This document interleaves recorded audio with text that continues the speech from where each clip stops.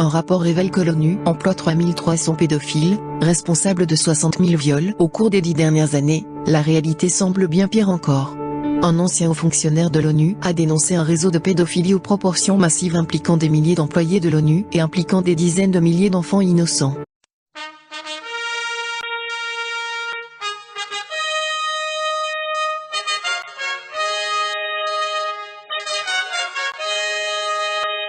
Un dossier effrayant publié par un ancien haut fonctionnaire des Nations Unies révèle que les employés des Nations Unies ont commis plus de 60 000 viols au cours de la dernière décennie. De plus, le dossier estime que l'organisation emploie actuellement au moins 3300 pédophiles. En l'espace de 10 ans, sous couvert de fournir de l'aide, les Nations Unies ont littéralement violé et pillé des pays du monde entier. Le problème est devenu si incontrôlable qu'il a incité l'ancien dirigeant de l'ONU, Andrew McLeod, à dénoncer et à remettre les preuves à la secrétaire britannique du département pour le développement international, TFID, Priti Patel. Selon le rapport exclusif du Sun, le dossier révèle qu'en plus des 3300 pédophiles qui travaillent pour l'organisation, des milliers d'autres agresseurs sexuels prédateurs ciblent spécifiquement les emplois caritatifs pour se rapprocher des femmes et des enfants vulnérables. Selon McLeod, quiconque a tenté de dénoncer cet horrible scandale a été viré. Partageant son dossier avec The Sun, le professeur McLeod a averti la nuit dernière que le scandale de ces abus sexuels en spirale était de la même échelle que celui de l'Église catholique. Alors que le rapport révèle qu'il y a 3300 employés actuels qui sont des pédophiles actifs sur la liste de paix de l'ONU, McLeod estime que le nombre réel est beaucoup plus élevé. Il y a des dizaines de milliers de travailleurs humanitaires dans le monde qui ont des tendances pédophiles, mais si vous portez un t-shirt de l'UNICEF, personne ne vous demandera ce que vous faites. Vous avez l'impunité de faire ce que vous voulez. Il est endémique dans l'ensemble du monde caritatif à travers le monde. Le système est dysfonctionnel et aurait dû s'arrêter il y a quelques années. Selon le rapport au Sun, le professeur McLeod a travaillé comme chef de l'aide pour l'ONU dans le monde entier, y compris dans des emplois de haut niveau dans les Balkans, au Rwanda et au Pakistan, où il était chef des opérations du Centre de coordination des urgences de l'ONU. Il fait campagne pour des contrôles bien plus sévères sur les travailleurs humanitaires sur le terrain ainsi que sur les abuseurs, pour qu'ils soient traduits en justice, et il veut que le Royaume-Uni mène le combat. Le sombre chiffre de 60 000 agressions du professeur est basé sur la reconnaissance du secrétaire général de l'ONU, Antonio Guterres, que durant l'année 2016, les casques bleus et le personnel civil des Nations Unies ont maltraité 311 victimes sur une période de 12 mois. L'ONU admet également que le nombre véritable de cas contre son personnel est le double de celui étant rapporté, sachant que les chiffres en dehors des zones de guerre ne sont pas rassemblés de façon centralisée. Le prof. McLeod estime également qu'un seul sur 10 de tous les viols et agressions commis par des membres du personnel des Nations Unies est signalé, car même au Royaume-Uni, le taux de signalement n'est que de 14%. Sur la base des preuves fournies par le professeur McLeod, l'ex-ministre Priti Patel, qui a démissionné en novembre l'année dernière, a accusé cette semaine des hauts fonctionnaires du TFIN de faire partie de la dissimulation. Les viols commis sur des enfants sont financés par inadvertance en partie par des contribuables britanniques, a expliqué McLeod. Je sais qu'il y a eu beaucoup de discussions aux échelons supérieurs des Nations Unies pour dire que quelque chose doit être fait, mais rien d'efficace ne s'est produit, et si vous regardez le dossier des lanceurs d'alerte, ils ont été virés. Nous considérons que c'est un scandale à l'échelle de celui de l'Église catholique, sinon pire. Comme le Free Tooth Project le signale depuis des années, aucun de ces prédateurs n'est tenu responsable, et comme le montre ce rapport, et paradoxalement seuls ceux qui exposent ce scandale sont renvoyés. Dans le monde entier, un énorme réseau de pédophiles a été découvert en Haïti, impliquant des gardiens de la paix internationaux des Nations Unies ainsi que d'autres hauts fonctionnaires du monde entier, et personne n'a été emprisonné. Pendant des années, des casques bleus de l'ONU, leurs commandants de haut niveau et d'autres membres du personnel du monde entier sont venus en Haïti pour avoir des rapports sexuels avec des garçons et des filles dès l'âge de 12 ans. En Haïti seulement, plus de 300 enfants se sont manifestés au cours de la dernière décennie avec ces affirmations et seule une infime partie des accusés ont déjà été confrontés à une quelconque forme de responsabilité. Quand on pense que c'est l'organisation sur laquelle les gouvernements du monde comptent pour maintenir la paix, il n'est pas étonnant que nous soyons dans un état de guerre perpétuelle.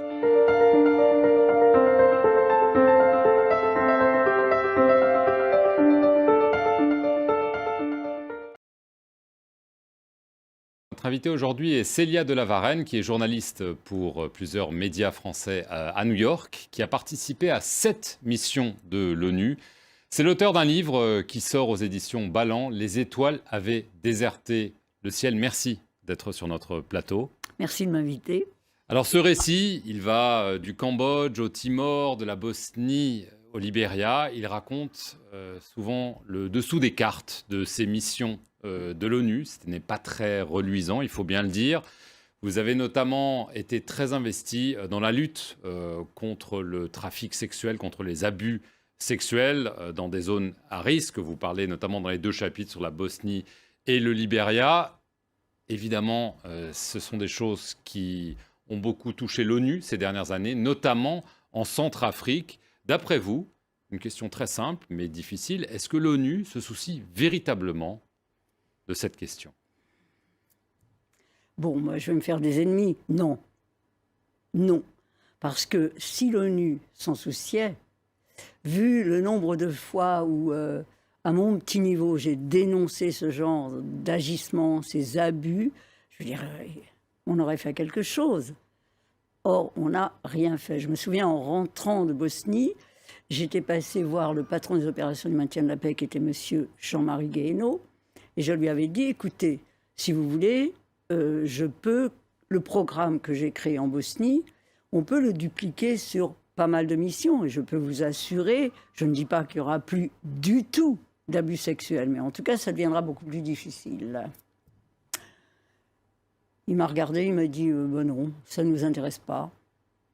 Vous comprenez, peut-être que ça va empêcher les casques bleus d'exercer leurs droits de l'homme. Alors je lui ai demandé quand même ce qu'il en était des droits des gamines et de ces jeunes femmes qui sont utilisées par les casques bleus, mais pas seulement, par les organisations internationales, j'attends une réponse.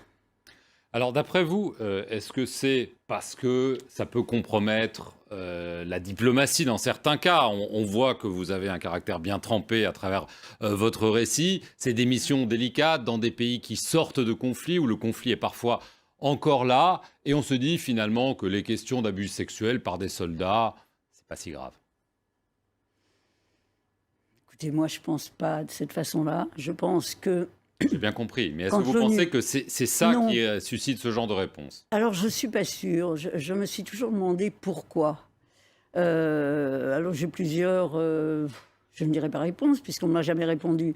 Je pense que dans un premier temps, l'ONU pense que si on prend des mesures, parce qu'on peut les prendre, ces mesures, pour que les soldats et les civils, parce qu'il y a aussi des civils, ne se comportent plus comme des voyous et comme des criminels, parce que dans certains pays, le viol, c'est puni de 15 ans de prison, ils n'auront plus, les pays contributeurs de troupes n'enverront plus de casque bleu.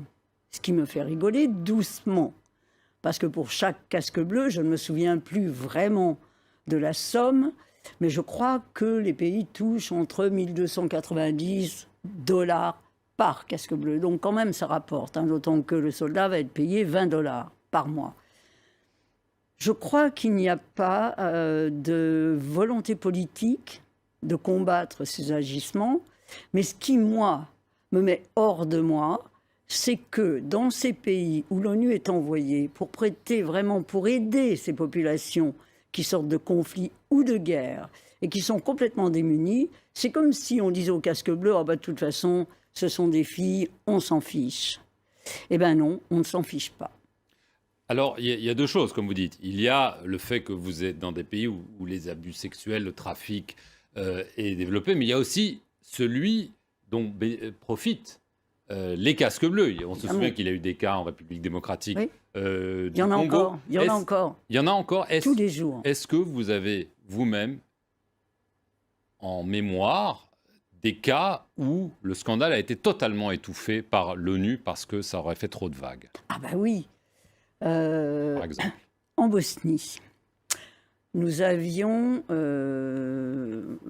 on avait fait un raid dans, excusez-moi, un bordel, et on avait trouvé 2 petites filles, mais vraiment 2 petites filles, 2 petites roumaines de 12 et 13 ans, ou 13 et 14 ans, je ne me souviens plus exactement. Et comme on le faisait d'habitude, c'était au petit matin, on les avait emmenées avec nous, et on les avait emmenées prendre un petit déjeuner c'était à Tuzla, et on les avait emmenées prendre un petit déjeuner dans la cantine de l'ONU. J'étais avec mes flics, et tout d'un coup, je vois les 2 gamines qui se cachent sous la table.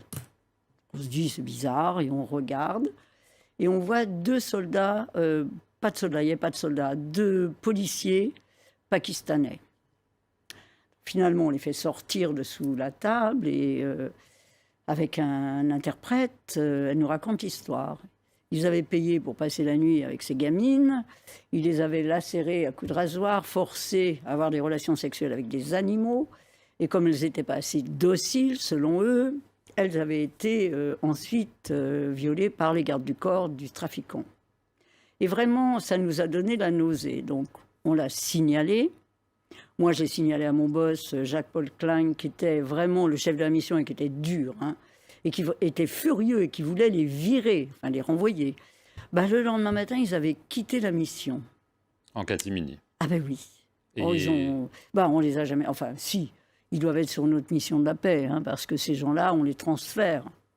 Alors, pourtant, on a vu le secrétaire général de l'ONU, Ban Ki-moon, affirmer qu'il y aurait une tolérance zéro, qu'on allait nommer les... Non. Écoutez, moi j'ai vu arriver au Libéria une femme, la tête bien pleine de cette fameuse tolérance zéro. Alors évidemment, elle venait 3 jours à Monrovia, elle allait pouvoir repartir dans son petit bureau en disant « j'ai vu le Libéria ». Je lui ai posé des questions. Je lui ai dit, écoutez, nous, quand on a quelqu'un qui viole une petite fille, il se passe quoi? C'était en 2004. Nous sommes en 2016. J'attends encore la réponse. Rien.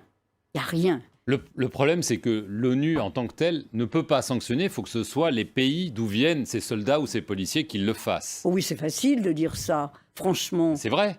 Oui, c'est vrai, mais il suffirait que l'ONU disent, bon, celui-ci, celui-là, allez hop, liste noire, vraiment. Et puis, plus jamais il ira sur une mission et fasse pression sur les pays quand même.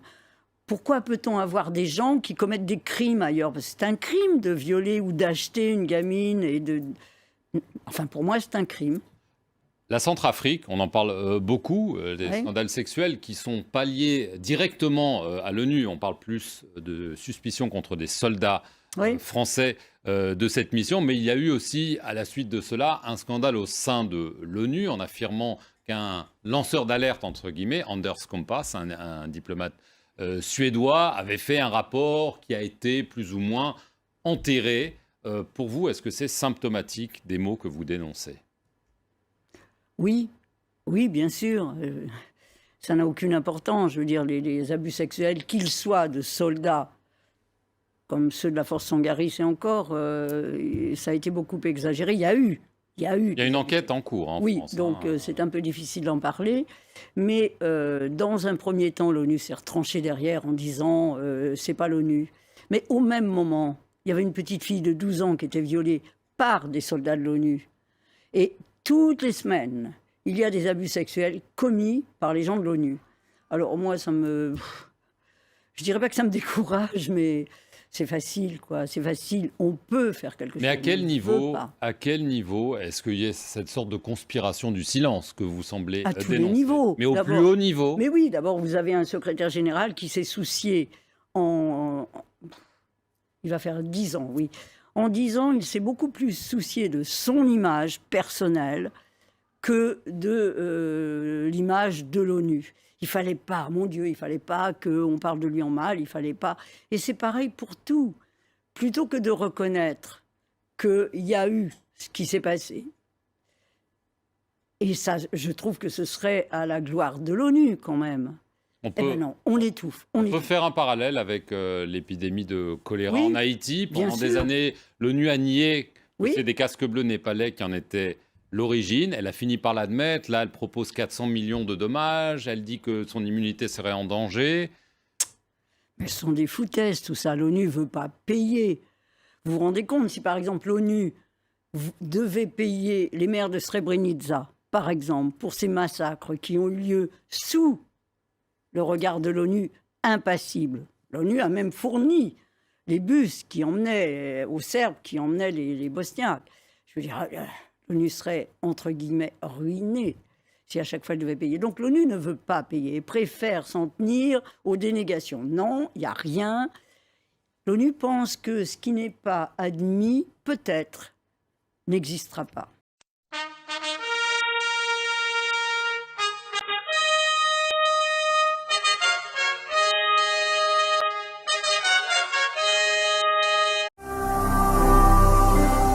manquez pas de vous abonner à notre chaîne YouTube Jésus-Christ TV, en cliquant sur le bouton s'abonner, juste au bas de la fenêtre de cette vidéo.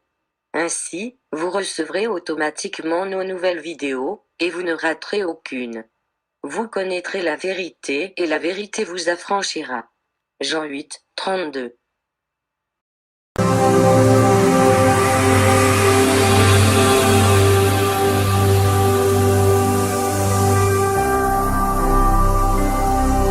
Jésus-Christ TV, vous connaîtrez la vérité et la vérité vous affranchira.